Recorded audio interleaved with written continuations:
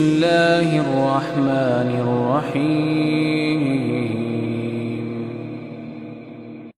کثرت سے درود پڑھنا۔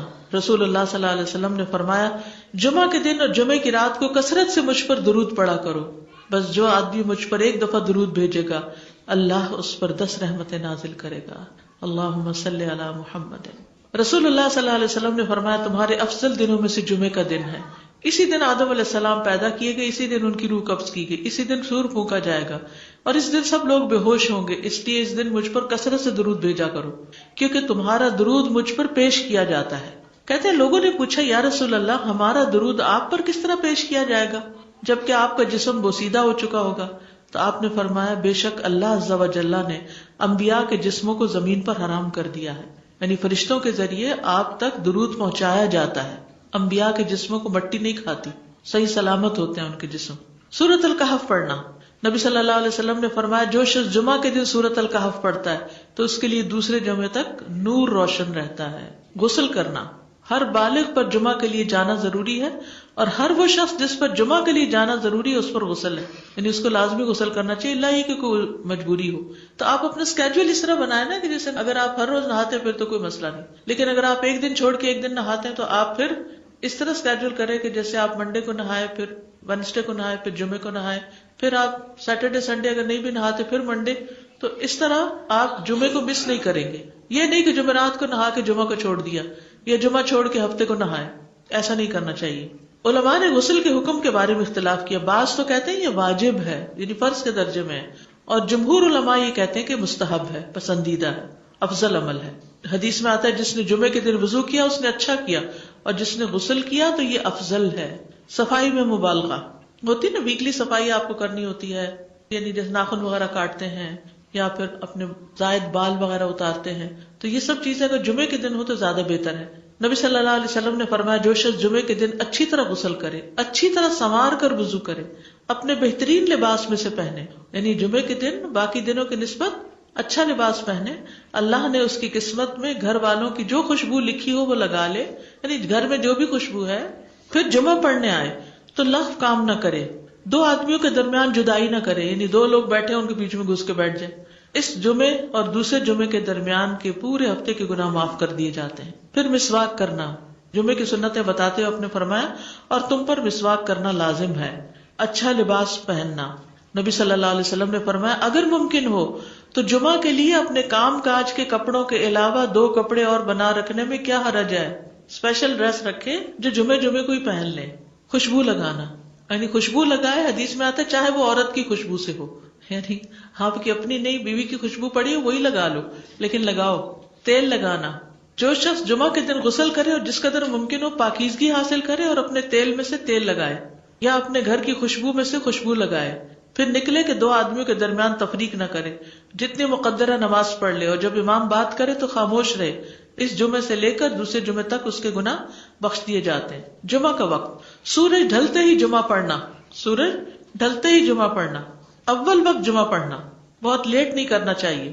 ایاس بن سلمہ بن عقبہ اپنے والد سے روایت کرتے ہیں، انہوں نے کہا کہ ہم رسول اللہ صلی اللہ علیہ وسلم کے ساتھ جمعے کی نماز پڑھ کر واپس لوٹتے تھے تو دیواروں کا سایہ اتنا نہیں ہوتا تھا کہ ان سے اپنے آپ کو سایہ مہیا کیا جا سکے، یعنی ابھی سورج بہت تھوڑا ڈھلا ہوتا تھا۔ ہاں، گرمی کی شدت میں تاخیر کی اجازت ہے۔ مسجد میں داخلہ۔ مسجد کی طرف جلدی نکلنا۔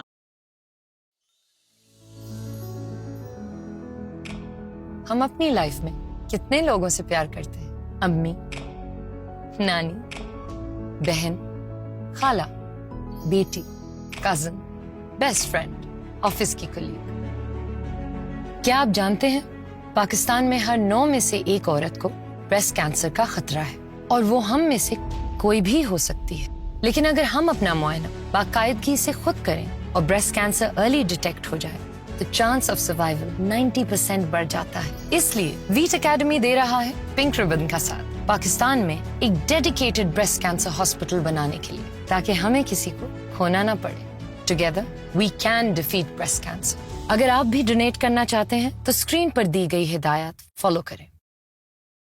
मास्टर मोल्डी फोम के ताबुन से फर्नीचर एंड लिविंग मार्केट पेश कर रहा है आपके शहर पेशावर में इस साल की सबसे बड़ी फर्नीचर मार्केट, जहां आपको मिलेंगे पाकिस्तान के आला तरीन एक्सपोर्ट क्वालिटी फर्नीचर ब्रांड्स, और वो भी 70% तक की रियायत के साथ। तो तारीख याद रखें, 15, 16, 17 अक्टूबर 2021 सुबह 10 बजे से रात 10 बजे तक, बमकाम मार्बेला के वेडिंग हॉल, वार्सिक रोड, पेशावर। मजीद मालूमात के लिए राब्ता करें 030-111-37362। Face mask are required for entry. तहियतुल मस्जिद अदा करना। अमर बिन दीनार कहते हैं, उन्होंने जाबिर रजी अल्लाह अन्हु को कहते हुए सुना कि एक शख्स जुमा के दिन मस्जिद में दाखिल हुआ, इस हाल में कि नबी सल्लल्लाहु अलैहि वसल्लम खुतबा दे रहे थे। तो आपने फरमाया, क्या तुमने नमाज पढ़ी? उसने कहा नहीं। तो आपने फरमाया, खड़े हो 2 रकतें पढ़ो। अब ये बड़ा अहम मसला है, मस्जिद में दाखिल हो चाहे खुतबा हो रहा हो, 2 रकत पढ़े बगैर ना बैठो, ठीक है। और ये क्या है? दरअसल तहियतुल मस्जिद, ये जुमे की सुन्नतें नहीं है, ये क्या है? तहियतुल मस्जिद है। और मुख्तसर पढ़ी जाए, यानी इमाम जब खुतबा दे रहा हो तो चाहिए कि 2 रकतें पढ़े और दोनों में इख्तिसार करे। नमाज से कबल हल्का बनाने की मुमानियत, मसलन आप जल्दी चले गए तो ये नहीं कि एक ग्रुप बना के आपस में गपशप शुरू कर दे, नहीं, सीधे ही लाइनों में बैठिए। इंतजार का वक्त कैसे गुजारेंगे? नफल पढ़ के बैठ गए, जिक्र अज़कार करें, किबले की तरफ रुख करके लाइनों में बैठे, हल्का नहीं बनाए, बैठ के खरीदो फरोख्त नहीं करें। ताखीर से आने पे गर्दनें फैलान के ना आगे जाएं। रसूलुल्लाह सल्लल्लाहु अलैहि वसल्लम ने फरमाया, टेक लगा के मत खाओ, ये आम एक अदब बताया, यानी इस तरह टेक लगा के नहीं खाओ, खाने के वक्त सीधे हो जाओ। छने हुए आटे की रोटी ना खाओ, मैदा। मस्जिद में कोई जगह मुकर्रर ना करो कि ये मेरी जगह है, आप क्यों आज यहाँ खड़ी हो गई, कि तुम उसी में ही नमाज पढ़ो। कुछ लोग होते हैं ना, आके मखसूस जगह ही पढ़ते हैं, अगर कोई और वहां हो जाए डिस्टर्ब हो जाते हैं। और जुमा के दिन लोगों की गर्दनें ना फैलांगो, वरना अल्लाह तुम्हें क़यामत के दिन लोगों के लिए पुल बना देगा। क्योंकि बहुत अजियत की बात है ना, बैठे हैं लोग बाकायदा बाज़ कंधों पे हाथ रख के, इसको तंग कर उसको तंग कर, तो ये नहीं करना चाहिए। अगर आपको उठना भी पड़ गया बीच में तो वापसी पे पीछे खड़े हो जाइए, अगली लाइन मिल जाएगी। जी ये तो बहुत जरूरी बात आपने की कि जब लोग मस्जिद आए तो पहली सफ में बैठे, ये नहीं पहली छोड़ के आखिरी में बैठ जाएं और फिर लोग उनकी गर्दनें फलांगते रहे, दूसरों के लिए फितना बनना। जाबिर बिन अब्दुल्लाह रज़ी अल्लाह अन्हु से रिवायत है कि जुमे के दिन रसूलुल्लाह सल्लल्लाहु अलैहि वसल्लम खुतबा इरशाद फरमा रहे थे कि एक आदमी मस्जिद में दाखिल हुआ, वो करीब आकर बैठने के लिए लोगों के ऊपर से गुजरने लगा। रसूलुल्लाह सल्लल्लाहु अलैहि वसल्लम ने फरमाया, बैठ जाओ, तहकीक तुमने लोगों को तकलीफ पहुंचाई और देर से आए। ये अरबी के अल्फाज बड़े खूबसूरत हैं। इजलिस फकद आज़ईता व आनईता, कितनी जामे ज़बान है ये। इजलिस फकद आज़ईता, तूने अजियत दी, व आनईता, और देर से आयो। तो इससे मना किया गया। किसी को उसकी जगह से ना उठाना। जाबिर रज़ी अल्लाह अन्हु नबी सल्लल्लाहु अलैहि वसल्लम से रिवायत करते हैं, आपने फरमाया, तुम में से कोई शख्स जुमा के दिन अपने भाई को खड़ा ना करे कि फिर दूसरी तरफ से आकर उसकी जगह पे खुद बैठ जाए, बल्कि जो आए वो कहे जगह कुशादा करो, भाई हमारे लिए भी जगह बनाओ, ये कहे। खुतबा जुमा और उसके आदाब, खुतबा जुमा की अहमियत।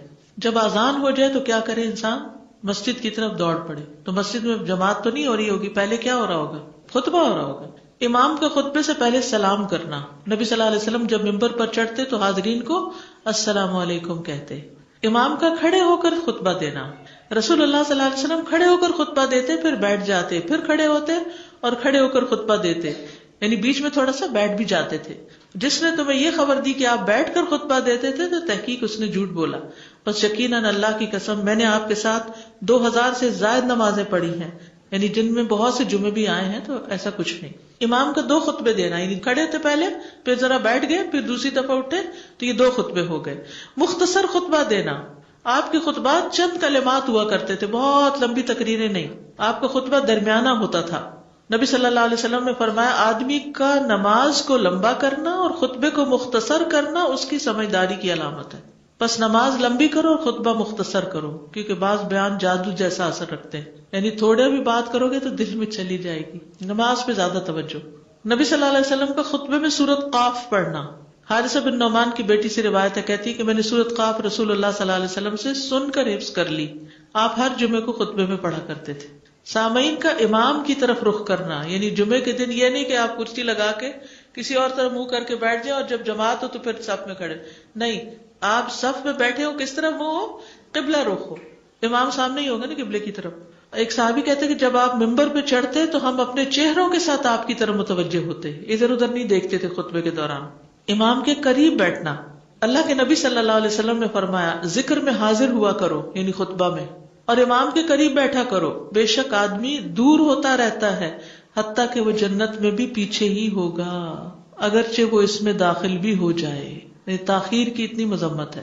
خاموشی سے خطبہ سننا یعنی بات نہیں کرنی چاہیے، کوئی اہم بات بھی نہیں پوچھنی چاہیے. ابن مسعود سے روایت ہے کہ انہوں نے ابی ابن کعب سے قرآن کی کسی آیت کے بارے میں سوال کیا جبکہ اللہ کے نبی خطبہ دے رہے تھے، تو انہوں نے اعراض کیا اور کوئی جواب نہ دیا. پھر جب آپ نے نماز پڑھائی تو ابی کہنے لگے تمہارا جمعہ ہی نہیں ہوا. تو ابن مسعود نے رسول اللہ صلی اللہ علیہ وسلم سے پوچھا تو آپ نے فرمایا ابی نے سچ کہا، کوئی بات کرنے کی اجازت نہیں، یہ کہنے کی بھی کہ چپ ہو جاؤ یہ بھی اجازت نہیں. عبداللہ بن مسعود کہتے کہ جب امام جمعہ کے لیے آ گیا پھر تمہارا اپنے ساتھی سے یہ کہنا کہ خاموش رہو لغویت کے لیے کافی ہے. یہ بھی لغو بات ہے. کوئی لغو حرکت نہ کرنا، کنکریوں سے نہ کھیلنا، فون سے نہیں کھیلنا، میسجز چیک نہیں کرنا، انگلیوں میں انگلیاں ڈال کے پٹاخے نہیں بجانا، گوٹ مار کے نہیں بیٹھنا. گوٹ مار کے کیسے بیٹھتے ہیں؟ گھٹنے اوپر کر کے اور یوں ایسے گھٹنوں کے گرد ہاتھ ڈال کے. کئی دفعہ ایسے نظر آتا ہے کہ خطبے میں لوگ اس طرح بیٹھے ہوتے ہیں کیونکہ پتہ نہیں ہے. یعنی آپ چوکڑی مار سکتے ہیں. آپ سب سے افضل پوزیشن تو یہ ہے کہ جیسے نماز کے اتحیات میں ہم بیٹھتے ہیں، لیکن کچھ لوگ اس طرح بیٹھ نہیں سکتے، چلے کرسی پہ بیٹھ جائیں. اگر کرسی نہیں ہے نیچے بیٹھے ہیں تو چوکڑی مار کے بیٹھ جائیں، مگر ٹانگیں اس طرح پیٹ کے ساتھ لگا کے گھٹنوں پہ ہاتھ کو بل دے کے اس طرح نہیں بیٹھے. اگر مجبوری ہے تو وہ اور بات ہے، لیکن یہ کہ بلا وجہ نہیں کرنا چاہیے کیونکہ ادب کے خلاف ہے. اونگ آنے پر جگہ بدلنا. نبی صلی اللہ علیہ وسلم نے فرمایا اگر جمعہ کے دن کسی کو مسجد میں اونگ آنے لگے تو اپنی اس جگہ کو دوسری جگہ سے بدل لے. کہ بعض اوقات ایسا ہوتا ہے نا خطبے کے وقت بڑی سکینت ہوتی ہے اور آخری خطبہ تو آپ نیند میں ہی سنتے ہیں.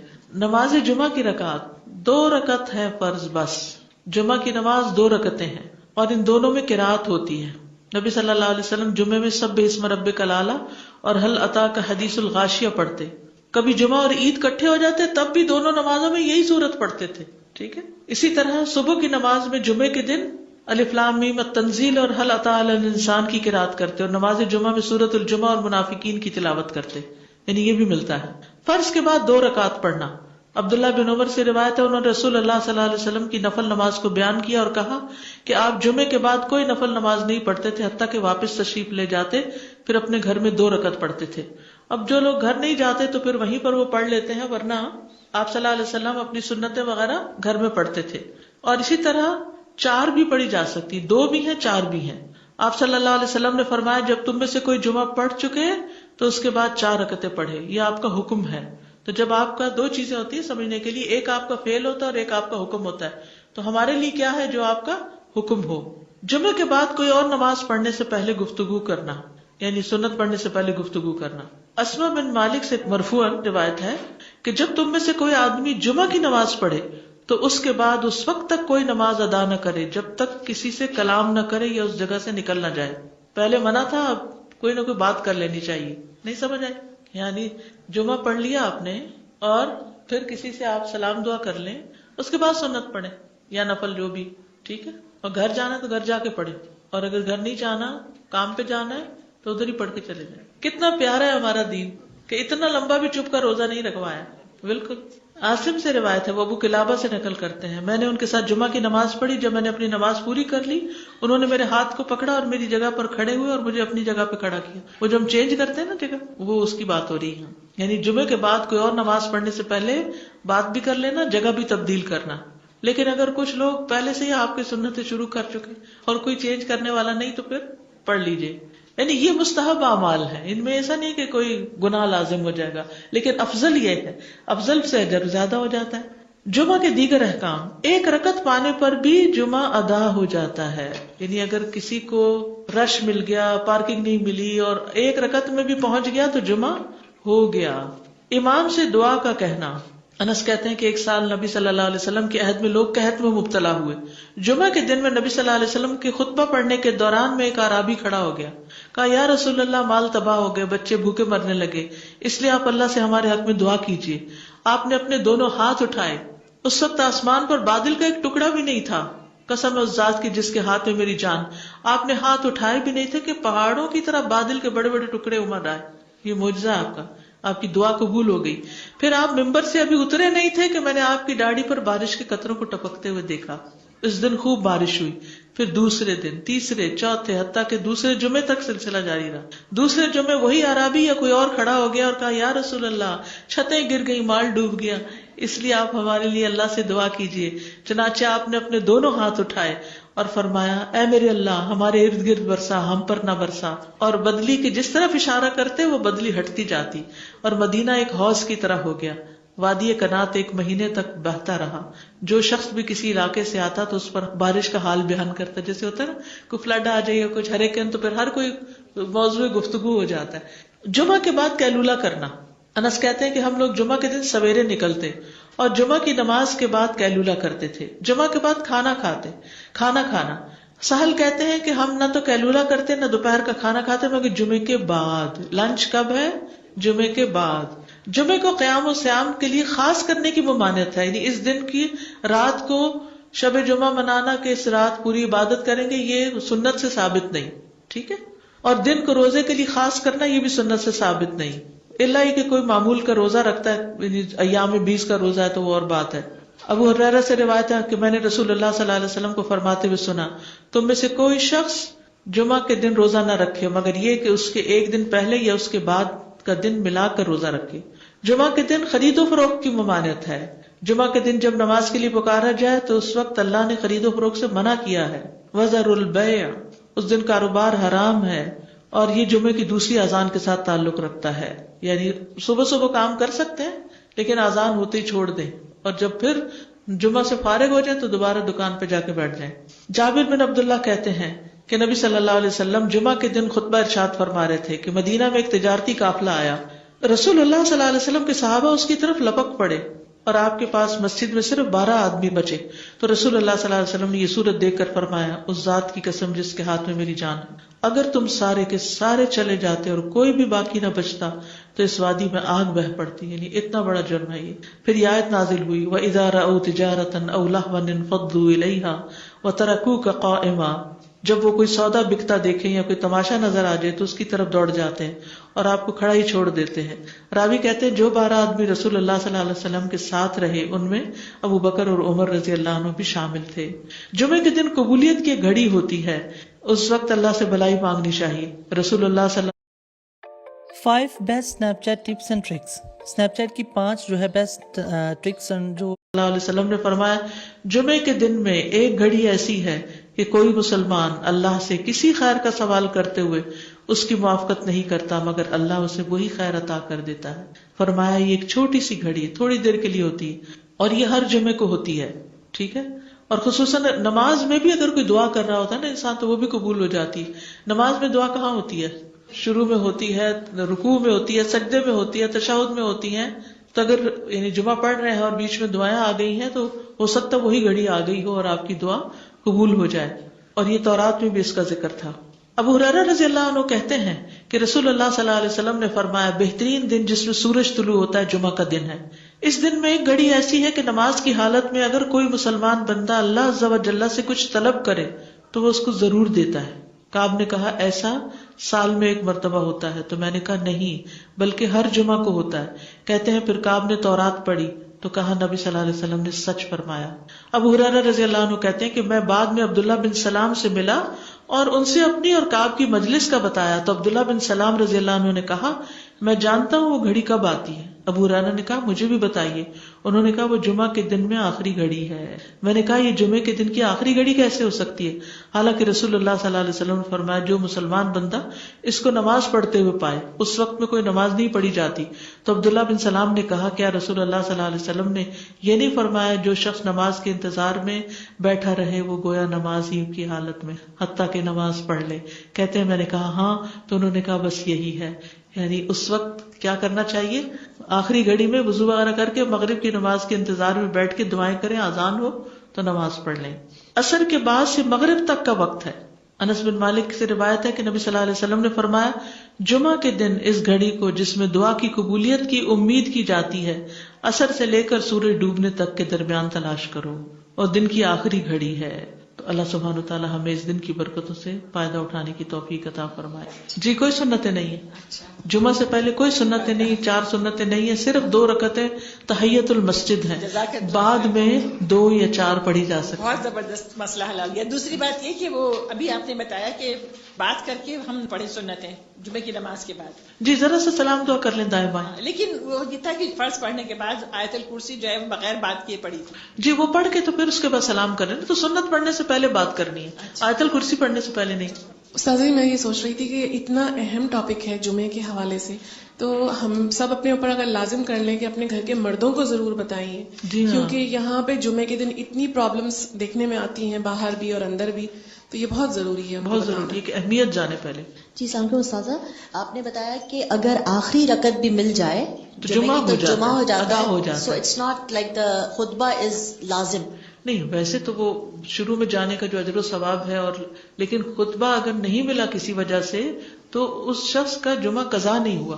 اوکے کیونکہ وہاں مسجد میں لوگ یہ کہتے ہیں آپ خطبہ میں لیٹ آئے ہو، اب آپ کو دوسرا خطبہ پکڑنا ہوگا. نہیں because then you can find the جمعہ. اور سیکنڈ ایک بات آپ نے کہی کہ 2 رکعتیں ہیں جمعہ کی فرض جو مسجد میں ہے، بٹ اگر عورت گھر پر ہے تو پھر 4 ہی ہوئے گی ظہر کی. اوکے ظہر کی 4 پڑے گی. استاذہ جی 2 کوشچنز ہیں.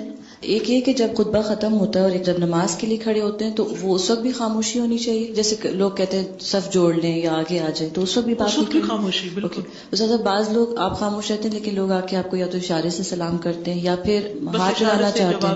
نظریں جھکا لیں، اسے ہاتھ بھی نہیں ملانا چاہیے. ہاتھ ملا لیں لیکن نظریں جھکا لیں تاکہ بات نہ کریں، کیونکہ آپ کو پتا ان کو نہیں پتا تو پھر بد اخلاقی بھی لگتی ہے کہ وہ بول رہے ہیں اور آپ کچھ نہیں کہہ رہے. جزاک اللہ خیر.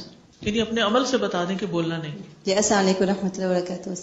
سازا جب ہم مسجد میں نماز پڑھتے ہیں، سنتیں ادا کرتے ہیں تو ہم 4 ادا کرتے ہیں. سننے میں یہ آتا ہے کہ اگر ہم گھر آ کے ادا کریں گے تو 2 ادا کریں گے، کیا یہ صحیح بات ہے؟ نبی صلی اللہ علیہ وسلم چونکہ گھر جا کے 2 پڑھا کرتے تھے، لیکن آپ نے ہمیں 4 ادا کرنے کا حکم دیا ہے تو اس لیے 4 بھی ادا کر سکتے ہیں. جی جزاک اللہ خیر. وہی آپ کو کسی کو بتانے کی ضرورت پڑ جائے تو سب سے پہلی بات تو یہ کہ صاحب معاملہ خود استخارہ کرے. جی ہاں. دوسری بات یہ کہ مکروہ اوقات کے علاوہ 2 رکعت نفل کبھی بھی پڑھ سکتے ہیں. جی ہاں.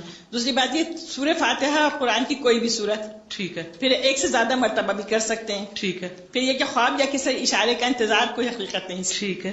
آسانیاں اور رکاوٹیں دونوں کا مطلب یہ لے کہ اسی میں خیر ہے. ٹھیک ہے. اور ہر حال میں حاضر ہے کیونکہ وہی جانتا ہے کہ کب کیا اور کون بھی. جی یعنی کام سے نہ رکے. جس کام کے لیے استخارہ کیا وہ کام کر لیں، پھر اس کے بعد خیر ہی خیر. استخارہ خیر ہی خیر. گھر میں نماز پڑھے تو پہلے 4 سنت پڑھے. جی ہاں. اور پھر 4 فرض پڑھے، پھر 2 سنت، پھر 2 نفل. جی. سبحانک اللہم و بحمدک اشہد ان لا الہ الا انت استغفرک و اتوب الیک. السلام علیکم و رحمۃ اللہ وبرکاتہ.